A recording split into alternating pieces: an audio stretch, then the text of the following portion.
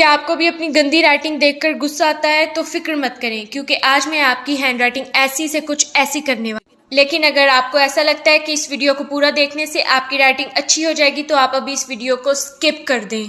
आज की इस वीडियो में मैं आपको बताने वाली हूँ कि आपकी राइटिंग अच्छी कैसे होगी, लेकिन इसके लिए आपको प्रैक्टिस करनी होगी। अगर आपको ऐसा लगता है कि बिना प्रैक्टिस के आपकी राइटिंग इम्प्रूव हो जाएगी तो आप बिल्कुल गलत हो, क्योंकि अगर आपको अपनी राइटिंग अच्छी करनी है इसके लिए आपको प्रैक्टिस तो करनी हो। इस वीडियो में जो टिप्स मैं आपको बताने वाली हूँ वो आपकी हैंड राइटिंग को इम्प्रूव करने के लिए सिर्फ 30% हैं, बाकी के 70% आपको प्रैक्टिस करनी हो। अब आपको लग रहा होगा कि 30% से हमारी क्या ही राइटिंग दुरुस्त होगी, लेकिन मैं आपको बता दूं कि 30% में आपकी हैंड राइटिंग ऐसी से कुछ ऐसी और 70% प्रैक्टिस से ऐसी हो सकती है। इस वीडियो में मैं आपको 6 टिप्स दूंगी, जिनमें से लास्ट वाली इम्पोर्टेंट है। तो चलिए वीडियो को स्टार्ट करते हैं। Tip number 1, sitting style. अगर आपको अपनी राइटिंग को सुधारना है तो पहले बैठने के तरीके को सुधारना होगा, क्योंकि अगर हम सही पोजीशन में बैठकर नहीं लिखेंगे तो इससे हमारे लिखने पर इफेक्ट पड़ता है और इससे हमारी हैंड राइटिंग बेकार हो जाती है। अगर हमारी बैठने की पोजीशन सही होगी तो हमारी राइटिंग अच्छी आएगी। इसलिए जब भी कुछ लिखें अच्छे से पोजीशन में बैठकर लिखें। मैंने देखा है कई लोग कॉपी को टेढ़ा करके लिखते हैं, जिसकी वजह से हैंड राइटिंग भी टेढ़ी होती है, और कुछ लोग अपने सर को झुकाकर बिल्कुल कॉपी के पास ले जाकर लिखते हैं, जिससे उनकी हैंड राइटिंग पर बुरा इफेक्ट पड़ता है। इसलिए आपको कॉपी को सीधा करके और सर को कॉपी से थोड़ा दूर रखना है। इससे हमारी हैंड राइटिंग पर अच्छा इफेक्ट पड़ता है और हम सही से लिख पाते हैं। Tip number 2, practice daily. किसी भी स्किल की तरह हैंड राइटिंग इम्प्रूव करने के लिए भी कंटिन्यू प्रैक्टिस बहुत ज़रूरी है। अगर आपको अपनी हैंड राइटिंग सुधारनी है तो आपको डेली 1 पेज लिखना है, और पेज को लिखते वक्त ध्यान से एक एक लफ्ज़ देखकर लिखना है। अगर आप जल्दी जल्दी लिखोगे तो आपकी राइटिंग अच्छी नहीं आएगी और आप गुस्से में आ जाओगे और उस पेज को फाड़ दोगे। इसलिए आपको आहिस्ता आहिस्ता लिखना है, जिससे आपकी उंगलियां पेन पर परफेक्ट हो जाएं और इससे राइटिंग भी अच्छी हो। ऐसे ही आपको हर दिन 30 दिन तक ऐसे ही करना होगा और 31वें दिन आपकी हैंड राइटिंग खुद ब खुद अच्छी होगी, क्योंकि 30 दिन रोज़ प्रैक्टिस करने से आपकी अच्छा लिखने की आदत हो जाएगी। इसलिए रोज़ 30 दिन तक 1 घंटा लिखने की प्रैक्टिस ज़रूर करें। Tip number 3, work only 1 pen. अगर आपको अपनी हैंड राइटिंग सुधारनी है इसके लिए आपको एक ही पेन चूज करना होगा, और अगर आप पेन को बार बार बदलोगे तो आपकी हैंड राइटिंग डिफरेंट लगेगी। मैं आपको एग्जाम्पल देकर समझाती हूँ। अगर आपने शुरुआत में ये वाला पेन लिया और इसकी स्याही खत्म हो तो आपको स्टोर पर या दुकान पर जाकर सेम पेन लेना है। अगर आपने कोई और दूसरी पेन यूज की तो आपकी हैंड राइटिंग बोरिंग हो जाएगी। इसके लिए आपको एक ही पेन चूज करना है। आपको ऐसा पेन खरीदना है जिसे हाथ में पकड़ने से आसानी हो।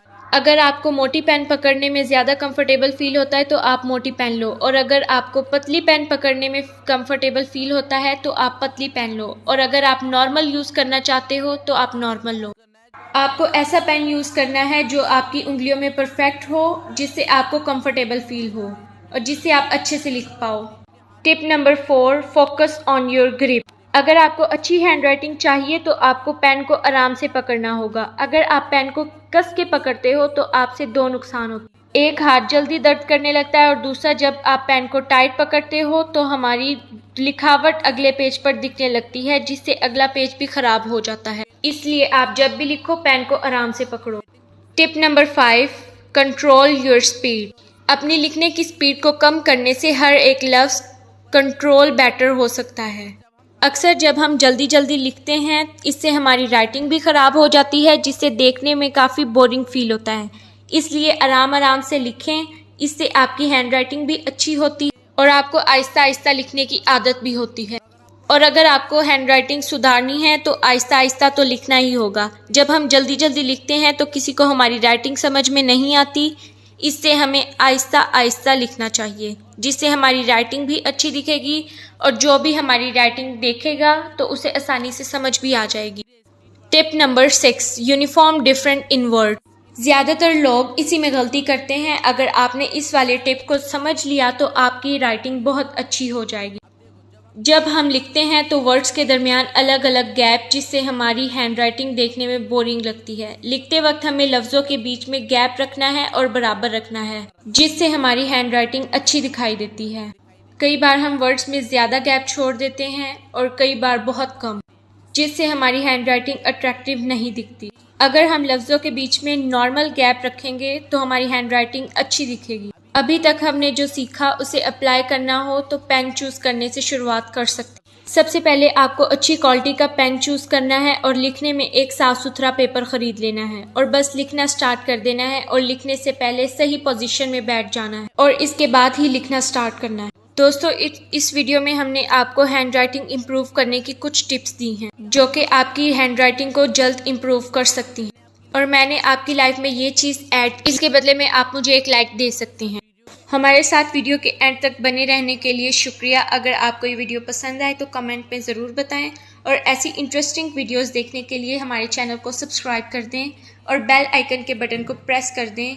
मिलते हैं अगली वीडियो में, तब तक अल्लाह हाफिज़।